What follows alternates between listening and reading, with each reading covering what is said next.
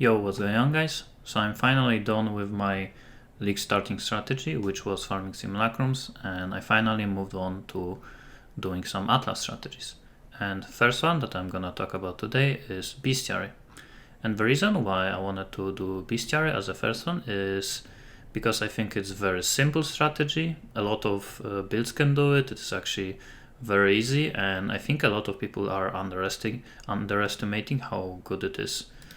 I'm always surprised how good results I have when I'm doing this strategy, and I guess I wanted to try how good it's gonna be this league compared to other leagues. So let's start talking about the strategy. So first of all, you're obviously gonna need bestiary scarabs. I decided to go for polished because it's probably the best in terms of cost efficiency.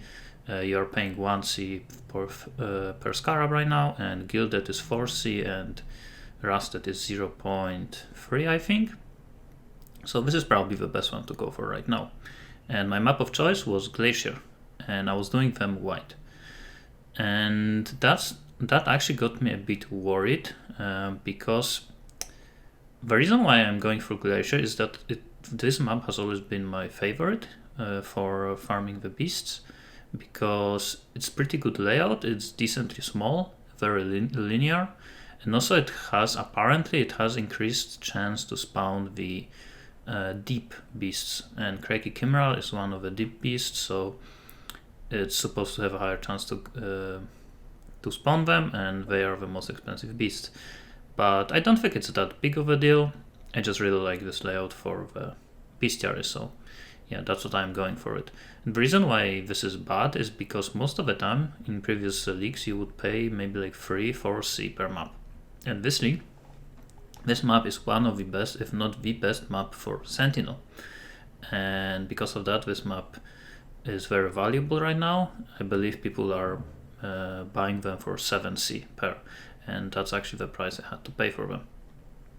So I also decided to go for the Sentinels, but because this is my first strategy of the league, I still didn't even have my power leveled up for the Sentinel controller. So I kinda used this strategy not really as a test of Sentinel, but kinda as a starting point. So I believe in this test I did 76 maps, and it took me like 50 to level up all of my power units. And also I didn't have any good sentinels, so I also had to build up my pool of sentinels, and as you can see here are all of the ones that I used, so none of them actually have any good mods. This one is decent, I guess, with essences, but it's kind of whatever.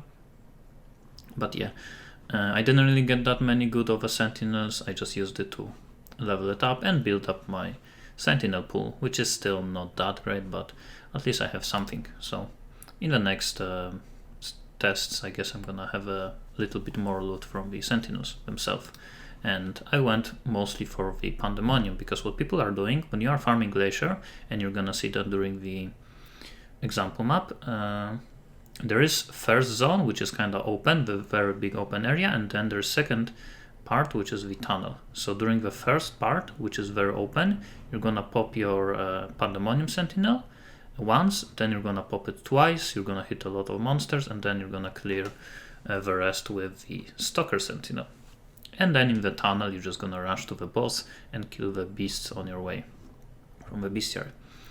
If I actually went with a good sentinels with good rewards, I would also go for a rare Glacier maps, but because I didn't really care that much about sentinel, I just went for the white maps, so they can be a bit easier. And also, by the way, my build is not that amazing for this strategy. I was kind of struggling with some of the monsters, and with the clear especially. I'm playing still my Toxic Rain, but I guess it's kind of comparable to what a lot of other people are gonna have as their builds.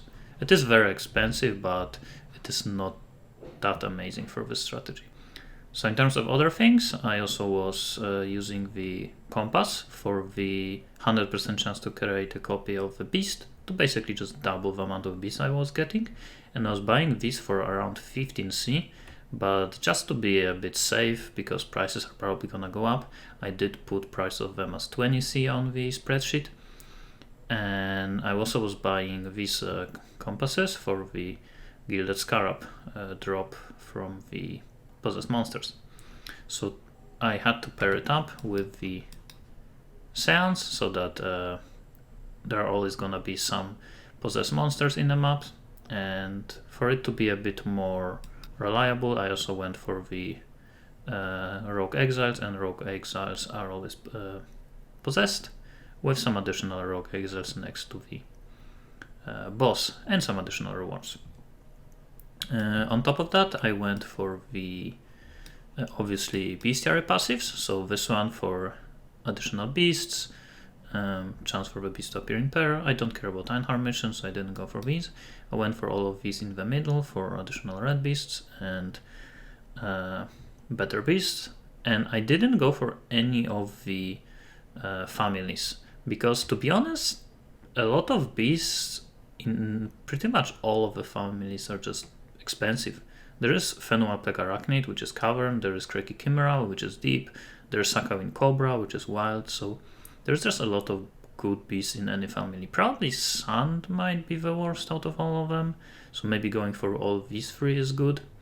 But what I would recommend is actually going for Deep and Sakavin, depending on how many Cobras and how many Savage Crabs you have, because people buy Sakavin Cobra and Craigie Savage Crab in pairs because you need both of them for the same recipe. So if you have, let's say, more crabs, you go for the wilds. If you have more cobras, you go for the deep to basically have similar amount of both of them. And I went for this one for basically additional beasts, and I actually didn't go for this one because you don't need this, because you're already gonna have a 100% chance to copy. This doesn't do anything, and I don't care about Einharm mission. Okay, the other mechanics I added were essences, just for some additional loot, and essences are pretty fast to do, and Spagler Cache, just because you have a chance for some additional loot, I guess. And I removed all of the League mechanics that are time consuming, so Legion, Abyss, Breach, Blight, Ritual, and I also wanted to remove the Expedition, but I didn't have any points left. The only things I kept is Sacred Grove, Contracts, Metamorph, and Delirium, because they are pretty fast to do. You don't really spend that much time on them. And I also went for the Harvest points, because to be honest, I didn't have anything to spend my points on left, so I just decided to go for Harvest. And the way I was doing Harvest is, if I found it, I would enter it, check if there are bosses, so tier 4 scenes in any of the Harvest plots. Then I would check if there are any Reforge, Lucky modifiers, Scarab, and I think that's pretty much it. And I would kill these Harvest mobs, and other than that, I would just skip. And if you are wondering, these are all of the things that I got, so nothing too crazy, but still more likely are going for like 20C, so this is like 150C in here. So I also went for Singular Focus because I figured since glaciers are so expensive, I probably should get more of them. And because of that, I couldn't go for the Guardian maps, because you're not gonna drop any other maps. And this is why I had so many points remaining, so I went for the Harvest. But to be honest, I didn't really drop that many glaciers anyway. Maybe if I went for the rare ones, then I wouldn't drop a lot of them. So probably I should have skipped this, skip Harvest, and go for the Guardian maps anyway. And chance for maps to be duplicated, which is what I did last league. But I guess this league I wanted to try out something different and use some of the keystones. Also went for this one, so monsters are easier to kill, and for the red influence because it's just closer. It doesn't matter which one you go for, but this one is just closer, so less points. Okay, so that's it in terms of the strategy. I also was using remnants if there is at least, I would say, 2 Screaming Essences in the same essence. So now let me show you an example. So I would use all of these sextants. I enter the map, and I'm weapon swapping to Brightbeak and Prismatic Eclipse, so I can leap slam very fast, and then I'm killing with Toxic Rain. So the first thing I do when I start the map is I prepare my sentinel. So this time I'm not gonna do delirium because, to be honest, it's pretty laggy, so just for the video I'm gonna skip it. But yeah, for the sentinel I'm just gonna jump around to pull all of the monsters kinda together, and then pop Pandemonium Sentinel once, then pop it again, and then Stalker one. Then I kill all of the monsters. Click on the altars if you get them. Let's go for map currency. And as you can see, there is quite a lot of loot, even with pretty bad sentinels. I'm not gonna pick up a loot right now because it's just for the video. So yeah, I clear all of the sentinels, all of the beasts, all of the altars.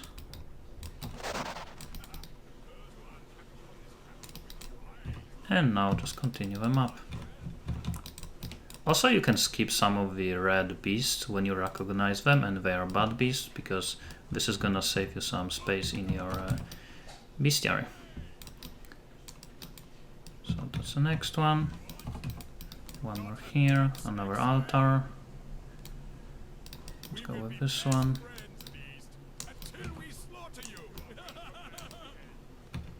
And that's the last one. The thing about the essences is that most of the time when you're gonna find the essence, the beast is gonna be in the essence, and also the possessed monster is gonna be the essence. And as you can see here, and this way they're gonna be very dangerous. Look at the amount of mods you can see in here. This one is not even that hard. I had harder ones. But yeah, they can be very hard, but also very rewarding, because you do so many link mechanics at the same time. But yeah, again, I would loot the stuff, but right now I don't feel like it because it's just for the video, so to save some time. Let's kill the map boss and go out. Okay, so I finished looting the map, so you can see here all of the loot from one map, so some essences, 3 scarabs from the sextant, the one that gives scarabs from the possessed monsters, and just some random loot from the sentinels. Okay, so now let's look at the profit. So here is all of the loot. So I did end up with 2 invitations, a lot of defending essences, some loot, and here you can see I did get 25 glaciers. So I basically lost 50 maps. I also got some random maps, I don't know really from where, but I guess I did get some, and some random loot. And as you can see, I didn't really get that many recombinators, which basically means, like I said, I didn't really have that great of the sentinels.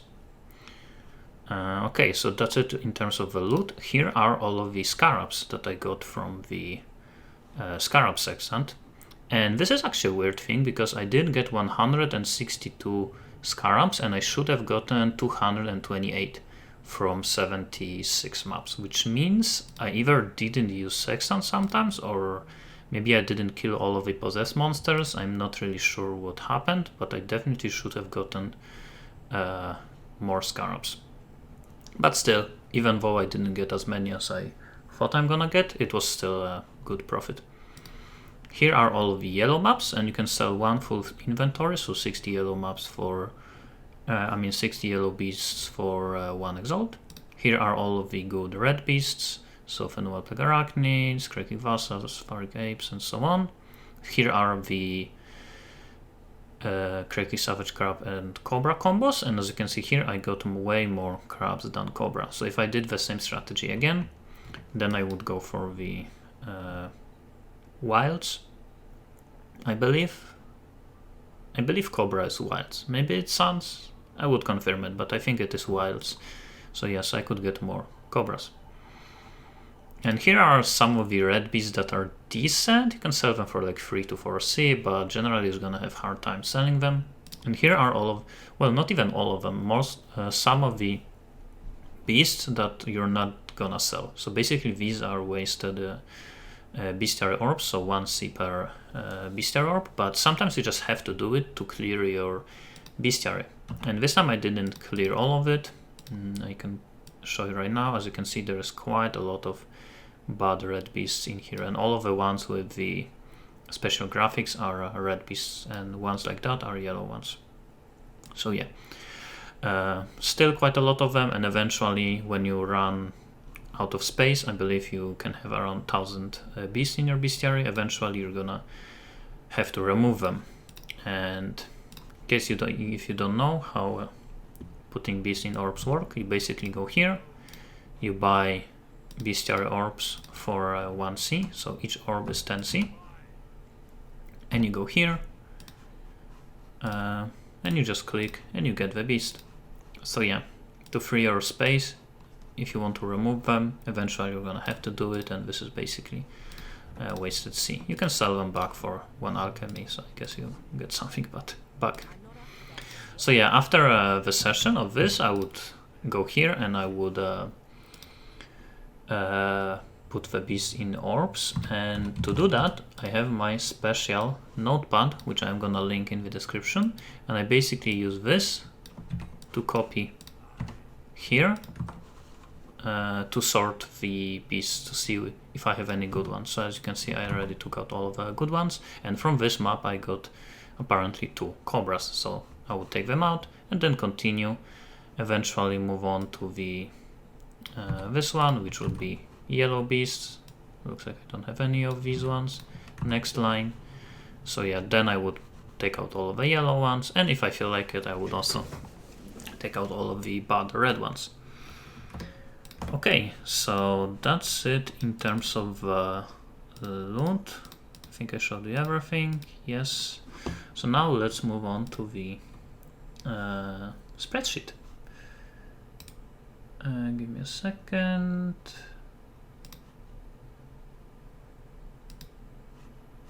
Okay, here it is. So 76 maps, 7C per. Oh, I should reduce it to 76 scarabs. 19 of each sextants, and I priced them at 20C. I had to use 676 orbs because I got 580 yellow beasts and 96 of the red ones. And I also added the bad orbs, and that includes the one that I did not remove from here. So I decided to do it anyway, to add it, just to be fair, in case you would do the strategy for a longer amount of time. So yeah, basically 256C wasted for the bad beasts. And I used 40 remnants, so total I lost 2300C.